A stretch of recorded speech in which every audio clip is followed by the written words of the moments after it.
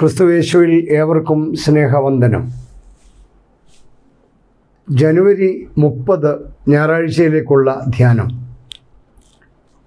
ഇന്നത്തേക്ക് നൽകിയിരിക്കുന്ന ചിന്താവിഷയം വിശ്വാസ ദൃഢതയിലേക്ക് നയിക്കേണ്ട മഹാവ്യാധി എന്നതാണ്.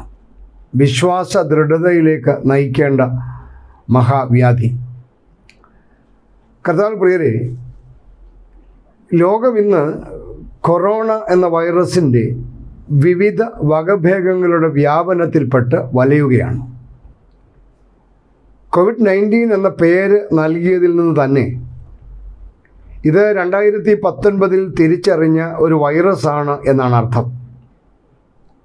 ആ അർത്ഥത്തിൽ കഴിഞ്ഞ 3 വർഷങ്ങളായി ഇത് ലോകത്തിൽ പടർന്നുകൊണ്ടിരിക്കുന്നു. ഇപ്പോൾ നാം അഭിമുഖീകരിക്കുന്നത് അതിൻ്റെ 3ാം തരംഗത്തെയാണ് എന്ന് നമുക്കറിയാം.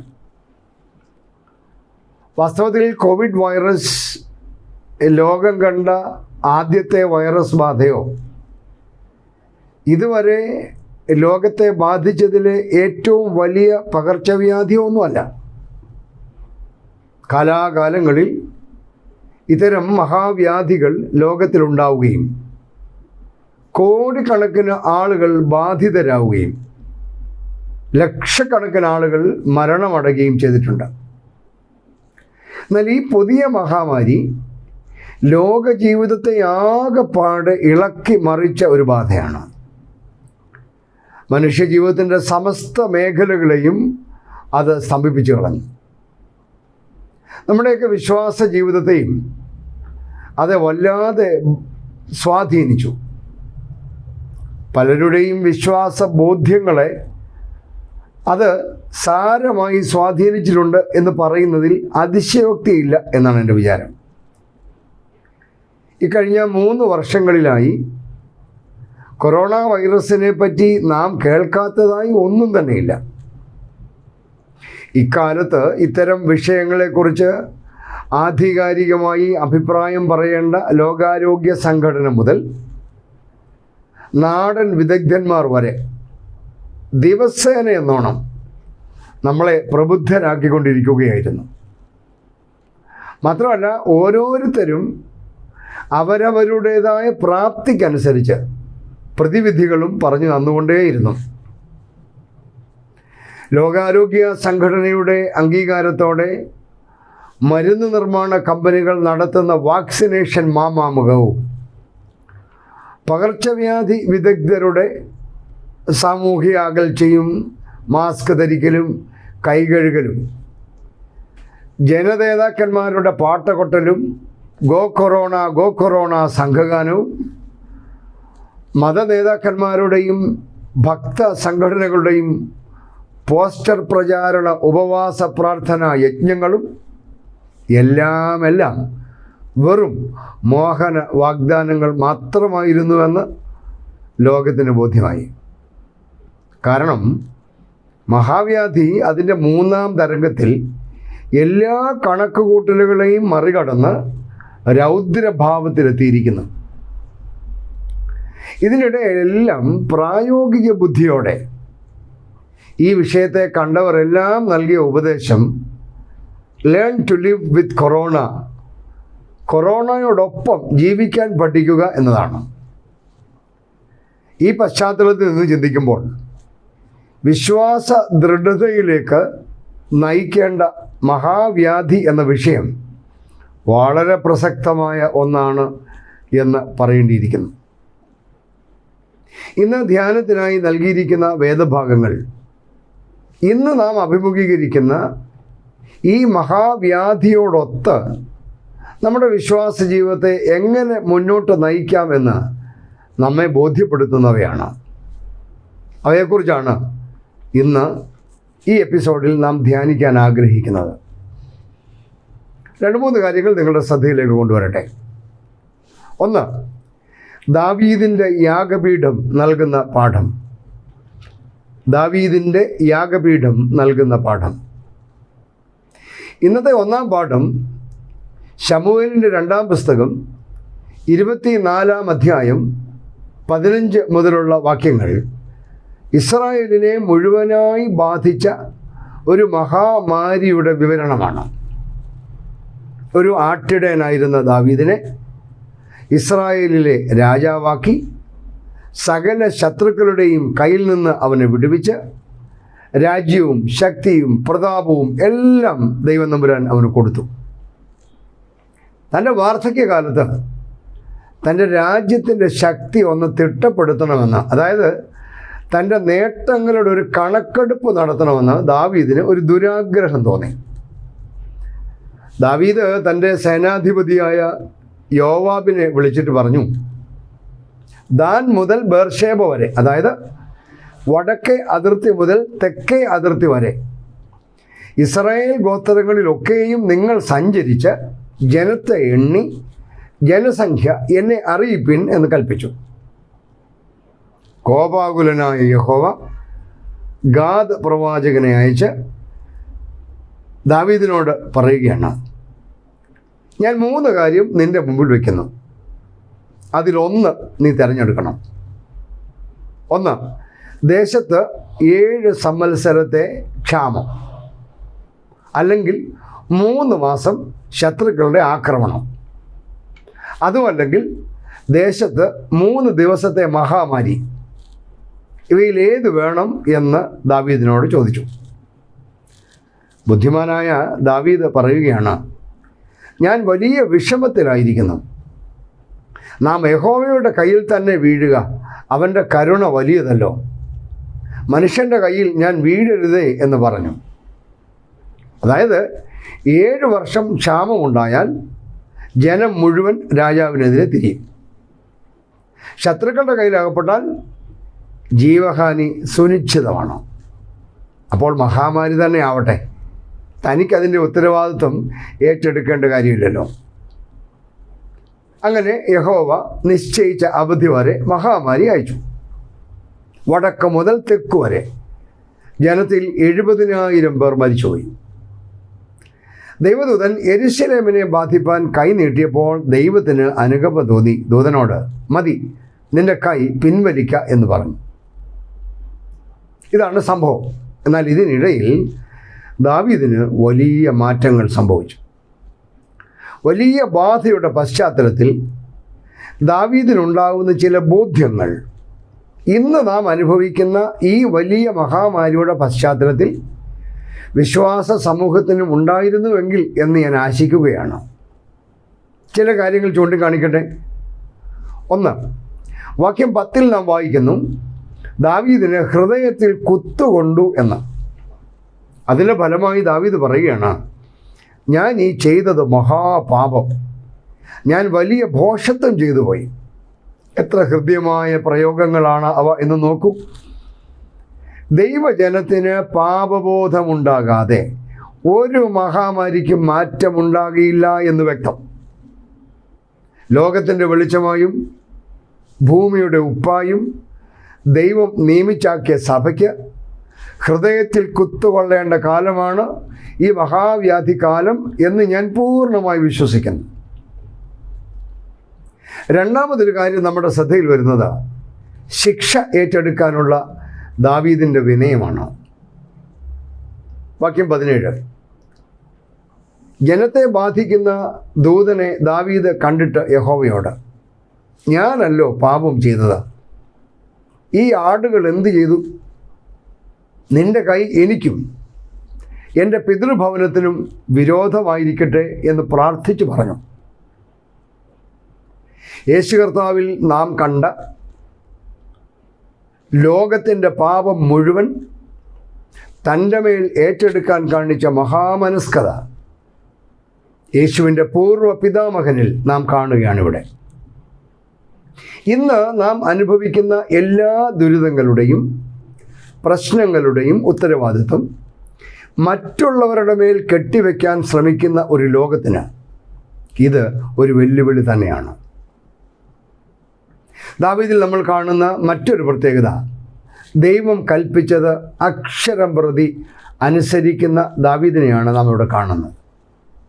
വാക്യം 18, പ്രവാചകനായ ഗാദ് ദാവീദിൻ്റെ അടുക്കൽ ചെന്ന് ദാവീദിനോട്, നീ ചെന്ന് യെബൂസ്യനായ അരവ്നയുടെ കളത്തിൽ യഹോവയ്ക്ക് ഒരു യാഗപീഠം ഉണ്ടാക്കുക എന്ന് പറഞ്ഞു. യഹോവയുടെ കൽപ്പന പ്രകാരം ഗാദ് പറഞ്ഞതുപോലെ ദാവീദ് അവിടേക്ക് പോയി എന്നാണ് അവിടെ രേഖപ്പെടുത്തിയിരിക്കുന്നത്. അവിടെ അവൻ യഹോവയ്ക്ക് യാഗപീഠം ഉണ്ടാക്കുവാൻ ക്രമീകരണങ്ങൾ ചെയ്യുകയും ചെയ്യുന്നു. ഇനി മറ്റൊരു കാര്യം ഈ ഭാഗത്ത് നിന്ന് നാം കാണുന്നത് എങ്ങനെയാണ്? വെറും കൈയായി ഞാൻ ദൈവസന്നിധിയിൽ ചെല്ലുകയില്ല എന്ന ദാവീദിൻ്റെ നിശ്ചയദാർഢ്യമാണ്.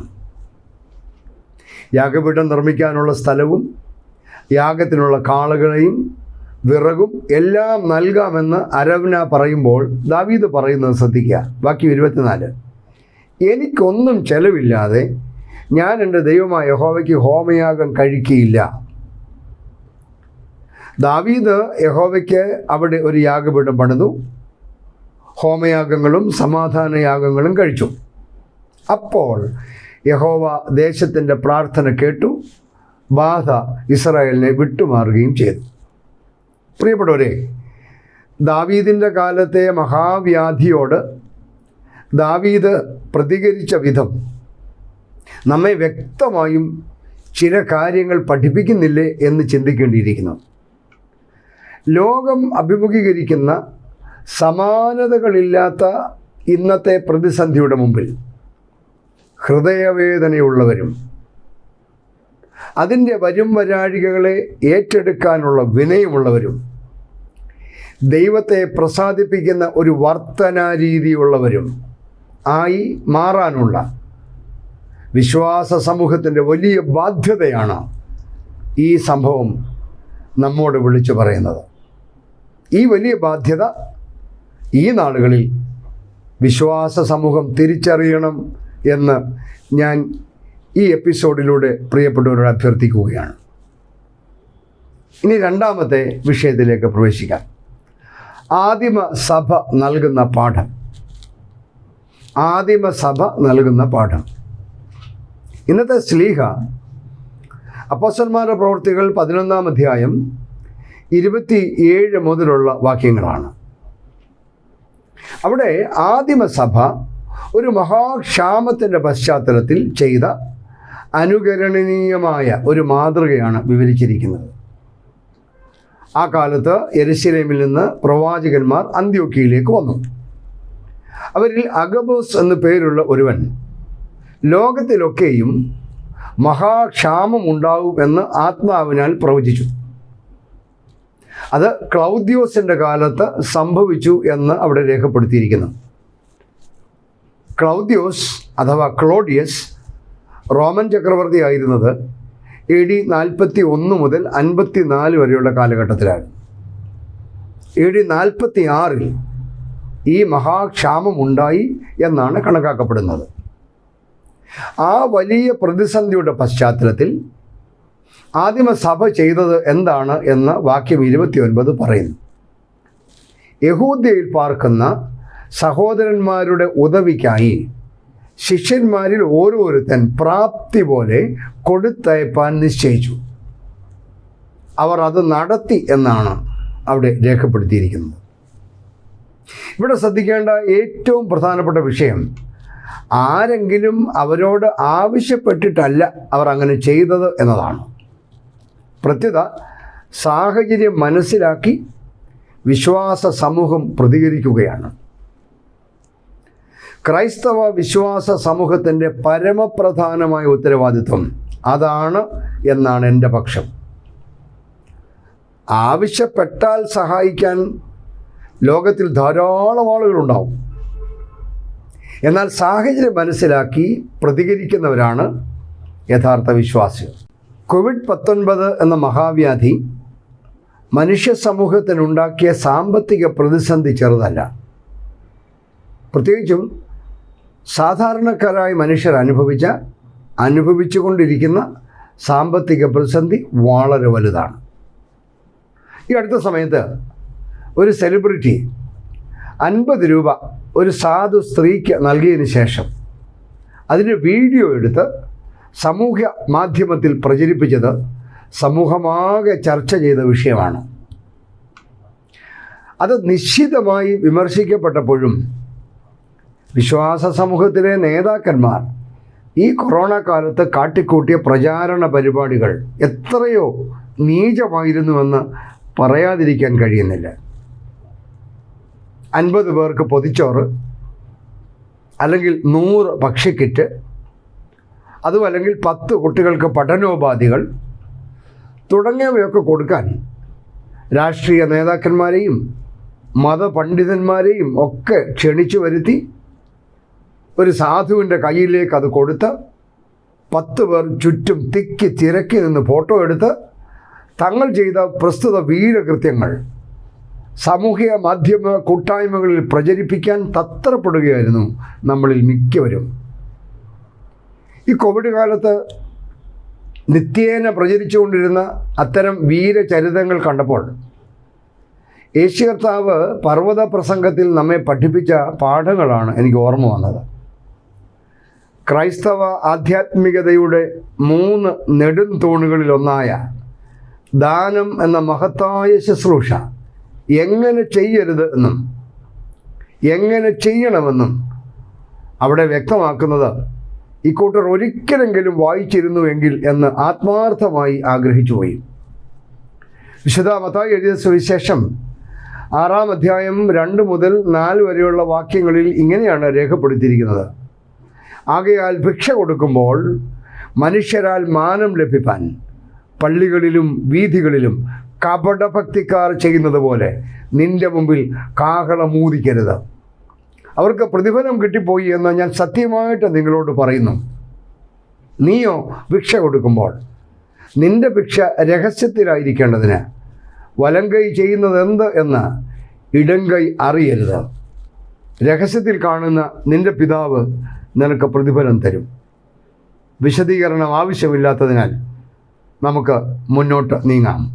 ഇതാണ് ആദിമസഭ നമുക്ക് കാണിച്ചു തന്ന മാതൃക. 3-ാമത്തെ സംഭവം ഗെന്നേസരത്ത് നിവാസികൾ നൽകുന്ന പാഠമാണ്. ഗെന്നേസരത്ത് നിവാസികൾ നൽകുന്ന പാഠം.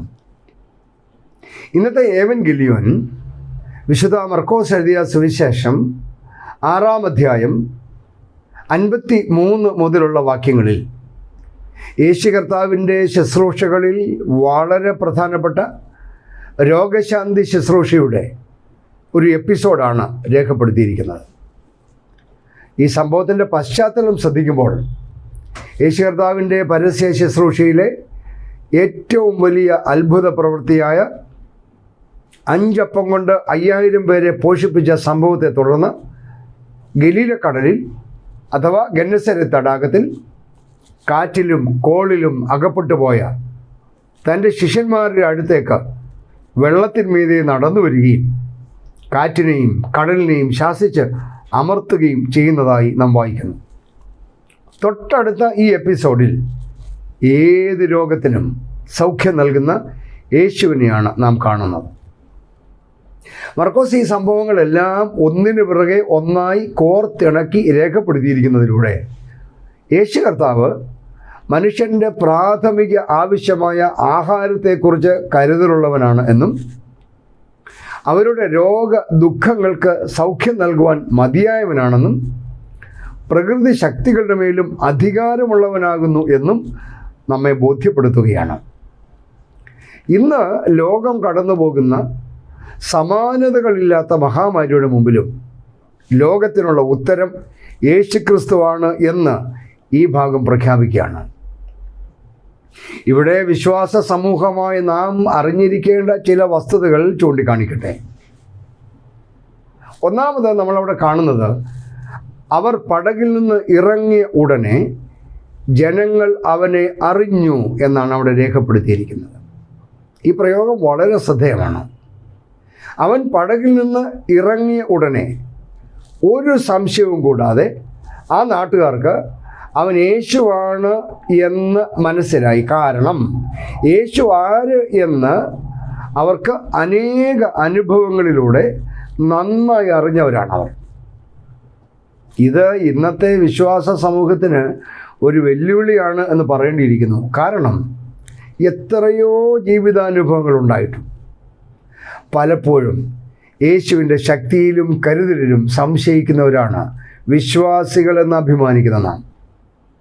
ഒരു വൈദികൻ എന്ന നിലയിൽ ഈ കോവിഡ് കാലം എനിക്കത് ശരിക്കും ബോധ്യപ്പെടുത്തി തന്നു.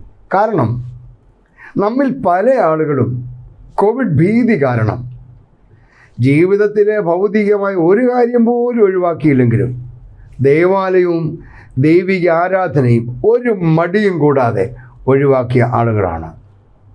രസകരമായ ഒരു കാര്യം, കേരളത്തിലെ സർക്കാർ പോലും അതങ്ങനെയാണ് മനസ്സിലാക്കിയിരിക്കുന്നത് എന്നാണ്. ഞായറാഴ്ച ആരാധനാലയങ്ങളിൽ എത്താൻ സാധ്യതയുള്ള കൊറോണ വൈറസിനെ മാത്രമാണല്ലോ നമ്മുടെ സർക്കാരിനും ഇപ്പോൾ ഭയം. ബാക്കി എല്ലാം അനുവദിച്ചിട്ടുണ്ട്. ആരാധനാലയങ്ങൾ ഞായറാഴ്ച തുറക്കാൻ പാടില്ല.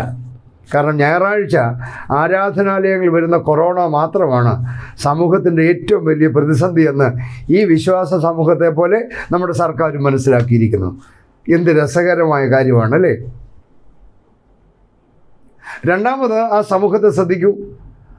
അവർ ആ നാട്ടിലൊക്കെയും ചുറ്റി ഓടി അവനുണ്ട് എന്ന് കേൾക്കുന്ന ഇടത്തേക്ക് ദീനക്കാരെ കിടക്കയിലെടുത്തും കൊണ്ട് വന്നു തുടങ്ങി എന്നാണ് എഴുതിയിരിക്കുന്നത്.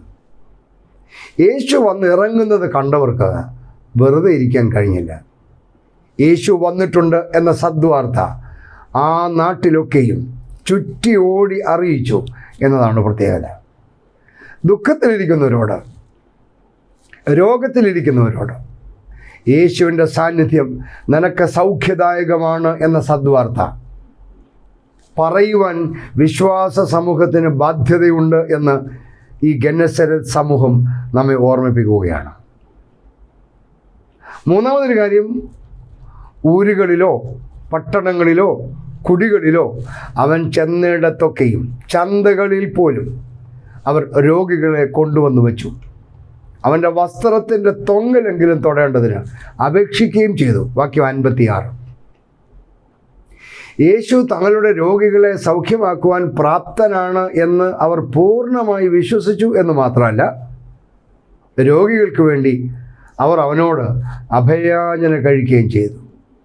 പ്രിയപ്പെട്ടവരെ, കൊറോണ മഹാവ്യാധി കാലം വിശ്വാസ ജീവിതത്തിൽ ദൃഢത കൈവരിക്കേണ്ട കാലമാണ് എന്ന് ഈ ധ്യാനം നമ്മെ ഓർമ്മിപ്പിക്കുകയാണ്. വിശ്വാസ ജീവിതത്തിൽ മാന്ദ്യം സംഭവിച്ചു പോയവർക്ക്, സംശയത്തിലും ഭയത്തിലും ആയി പോയവർക്ക്, അകലം പാലിച്ച് ഉൾവലിഞ്ഞു പോയവർക്ക് വെല്ലുവിളിയുടെ പാഠങ്ങൾ പറഞ്ഞു തരുന്ന വേദഭാഗങ്ങളാണല്ലോ ഇന്ന് നാം ധ്യാനിച്ചതെല്ലാം. ഈ മഹാവ്യാധിയിൽ നിന്ന് രക്ഷ നേടാൻ വാക്സിനേഷൻ്റെ ഏത് ഡോസാണ് പ്രയോജനകരം? ഏത് കമ്പനിയുടെ വാക്സിനേഷനാണ് ഇഫക്റ്റീവ്? അകലം പാലിക്കലാണോ, മാസ്ക് ധരിക്കലാണോ, കഴുകലുകളാണോ ഫലപ്രദം? ഇത്തരം ചോദ്യങ്ങളുമായി മുന്നോട്ട് പോകുമ്പോൾ തന്നെ ഇത് എന്നൊഴിഞ്ഞു പോകും എന്ന കണക്കൂട്ടലുകളിലാണ് ലോകം. മേൽ പറഞ്ഞവയൊന്നും ആത്യന്തിക പരിഹാരമല്ല എന്ന് തെളിഞ്ഞു കഴിഞ്ഞു. പക്ഷേ ഇതെല്ലാം പ്രധാനപ്പെട്ട കാര്യങ്ങളാണ് എന്നതിൽ എനിക്ക് യാതൊരു സംശയമില്ല. എന്നാൽ അതോടൊപ്പം തന്നെ ഒരുപക്ഷെ അതിലുപരിയായി വിശ്വാസ സമൂഹം ശ്രദ്ധിക്കേണ്ട ഒരു ദൈവവചനം ഉപസംഹാരമായി ചൂണ്ടിക്കാണിക്കട്ടെ. ദിനവൃത്താന്തം 2-ാം പുസ്തകം 7-ാം അധ്യായം 14-ാം വാക്യം. എൻ്റെ നാമം വിളിക്കപ്പെട്ടിരിക്കുന്ന എൻ്റെ ജനം തങ്ങളെ തന്നെ താഴ്ത്തി പ്രാർത്ഥിച്ച് എൻ്റെ മുഖം അന്വേഷിച്ച് തങ്ങളുടെ ദുർമാർഗങ്ങളെ വിട്ടുതിരിയുമെങ്കിൽ ഞാൻ സ്വർഗത്തിൽ നിന്ന് കേട്ട് അവരുടെ പാപം ക്ഷമിച്ച് അവരുടെ ദേശത്തിന് സൗഖ്യം വരുത്തി കൊടുക്കും. ഇന്നത്തെ സുവിശേഷ ഭാഗം അവസാനിക്കുന്നത് ഇങ്ങനെയാണ്: അവനെ തൊട്ടവർക്കൊക്കെയും സൗഖ്യം വരികയും ചെയ്തു. രക്തസ്രാവക്കാരിയെപ്പോലെ അവൻ്റെ വസ്ത്രത്തിൻ്റെ തൊങ്ങൽ തൊട്ടവർക്ക് പോലും സൗഖ്യം വന്നു എന്ന് സാരം.